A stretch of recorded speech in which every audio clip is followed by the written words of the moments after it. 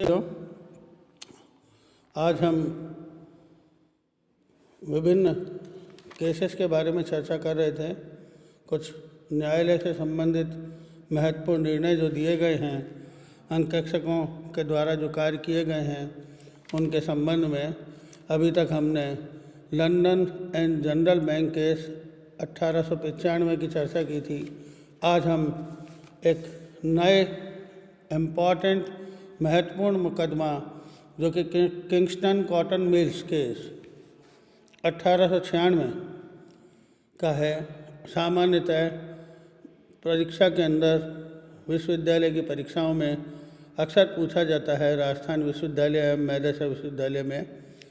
इसके बारे में हम देखते हैं कि किंगस्टन कॉटन मिल्स की क्या क्या तथ्य हैं। What are the facts of the case. Kingston cotton mills company का मैनेजर कई वर्षों तक गबन करता रहा। कंपनी की आर्थिक दशा दिन ब दिन गिरती चली जा रही थी, लेकिन इस चमकती हुई को प्रकट करने के लिए उसने मिल के स्टॉक की मात्रा एवं मूल्य को बढ़ाकर दिखाया। उसने 1890, 1891, 1892, 1893 में ऐसा किया। अर्थात वह लगातार 4 वर्षों तक स्टॉक की मात्रा एवं उसके मूल्य को बढ़ाकर दिखाता गया, जिससे कि उस संस्था के किंगस्टन कॉटन मिल्स के लाभ दिन ब दिन बढ़ते चले गए, जबकि वास्तव में संस्था या किंगस्टन कॉटन मिल्स की आर्थिक स्थिति ऐसी नहीं थी। स्टॉक के संबंध में स्टॉक जर्नल के अतिरिक्त अन्य कोई पुस्तक नहीं रखी गई थी। ठीक है, सबसे इम्पोर्टेंट बात क्या है, स्टॉक के संबंध में स्टॉक जर्नल के अतिरिक्त अन्य कोई पुस्तक नहीं रखी गई थी। एज पर मैनेजर सर्टिफिकेट, चिट्ठे में स्टॉक का केवल मूल्य दिखाया जाता था, मात्रा नहीं दिखाई जाती थी। अर्थात जो हम trading profit and loss account और बैलेंस शीट बनाते हैं तो संपत्ति पक्ष में चिट्ठे को दिखाते हैं, चिट्ठे में संपत्ति पक्ष में तो स्टॉक को दिखाते हैं, और ट्रेडिंग अकाउंट में क्रेडिट साइड में स्टॉक को दिखाते हैं, लेकिन मूल्य दिखाया गया, मात्रा को नहीं दिखाया गया। अंकेक्षक प्रारंभिक स्टॉक का मूल्य पिछले वर्ष के चिट्ठे से प्राप्त करते थे और अंतिम स्टॉक का मूल्य स्टॉक जर्नल से प्राप्त करते थे। जो ऑडिटर थे वो प्रारंभिक स्टॉक का मूल्य पिछले वर्ष के चिट्ठे से ले लेते थे और अंतिम स्टॉक का मूल्य स्टॉक जर्नल से प्राप्त करते रहते थे। स्टॉक जर्नल में विभिन्न शीर्षकों के अंतर्गत बहुत से खाते थे, जिनमें मात्रा व मूल्य दोनों लिखे जाते थे। इसके अतिरिक्त एक सारांश भी था, जिसमें स्टॉक की समस्त मदों का मूल्य लिखा जाता था। इस सारांश पर मैनेजर हस्ताक्षर करता था और रकम चिट्ठे में अंकेक्षकों द्वारा लिख दी जाती थी। अंकेक्षक यह देखते थे कि सारांश में लिखी गई राशियां स्टॉक की विभिन्न मदों के खातों से मेल खाती है, लेकिन वे खातों की इससे अधिक जांच नहीं करते थे। अर्थात वो मात्र ऊपरी सतही तौर पर स्टॉक के विभिन्न खातों की जांच नहीं करते थे, मात्र स्टॉक रजिस्टर में जो क्वांटिटी और अमाउंट दे रखा है उसकी ही जांच करते थे, लेकिन वे खातों की इससे अधिक जांच नहीं करते थे। अंकेक्षक ने स्टॉक की सत्यता की कभी गारंटी भी नहीं दी थी। अंकेक्षकों ने कभी भी, सबसे इम्पोर्टेंट बात है, अंकेक्षकों ने कभी भी स्टॉक की सत्यता की गारंटी नहीं दी थी और उन्होंने इस संबंध में कोई उत्तरदायित्व भी स्वीकार नहीं किया था।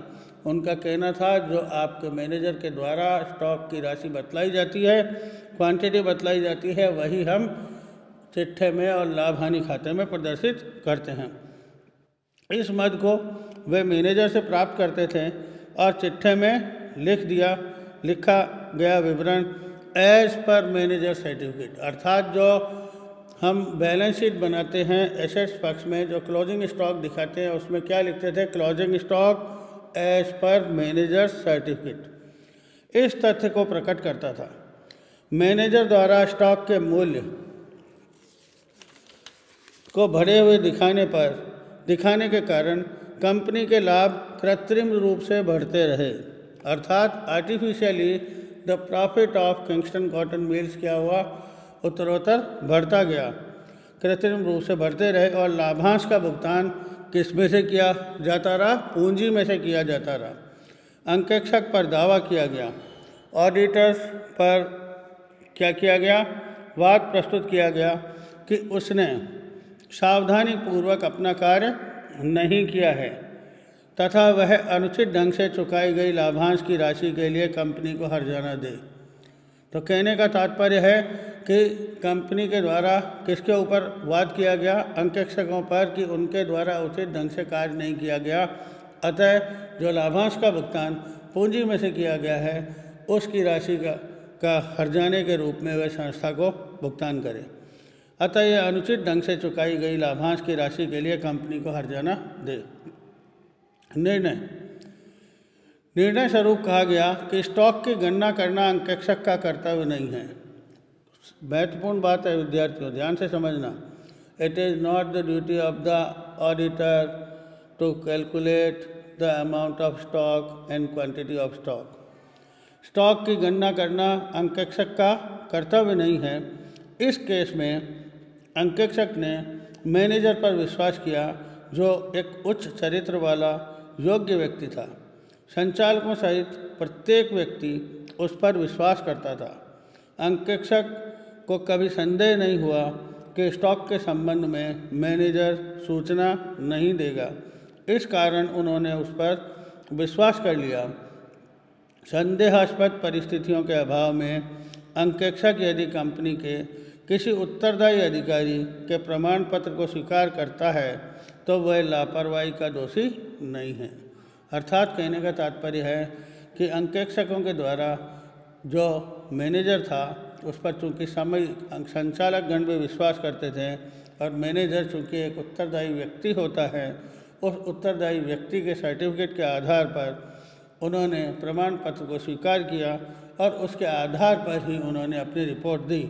अतः प्रमाण पत्र को स्वीकार करता है तो वह लापरवाही का अंकेक्षक दोषी नहीं है। निर्णय के समय न्यायाधीशों द्वारा दिए गए अग्रलिखित कथन अधिक महत्वपूर्ण हैं। अब निर्णय के समय जो न्यायाधीश थे उनके द्वारा जो महत्वपूर्ण बातें लिखी गई इस संबंध में उसकी जानकारी के रखना बहुत ज़रूरी है कि अंकेक्षक का कर्तव्य है कि वह अपने कार्य में इतनी सावधानी व चतुराई का प्रयोग करें जो कि एक उचित रूप से योग्य और सावधान अंकेक्षक काम में लेते हैं। अर्थात यदि अंकेक्षक पूरी सावधानी एवं चतुराई का प्रयोग करते हुए कार्य करता है, उचित सावधानी एवं उचित योग्यता के आधार पर करता है, तो इसके लिए उसे उत्तरदायी कार्य के लिए फिर भी उसके लिए अंकेक्षक को उत्तरदायी नहीं ठहराया जा सकता। उचित सावधानी व चतुराई प्रत्येक मामले की परिस्थितियों पर निर्भर करती है। एक अंकेक्षक जासूस नहीं है और शंकाशील होकर अपना कार्य करने के लिए बाध्य नहीं है। वह एक रखवाली करने वाले कुत्ते के समान है, शिकारी कुत्ते के समान नहीं है। कंपनी के विश्वस्त कर्मचारियों पर विश्वास करना उसके लिए उचित है।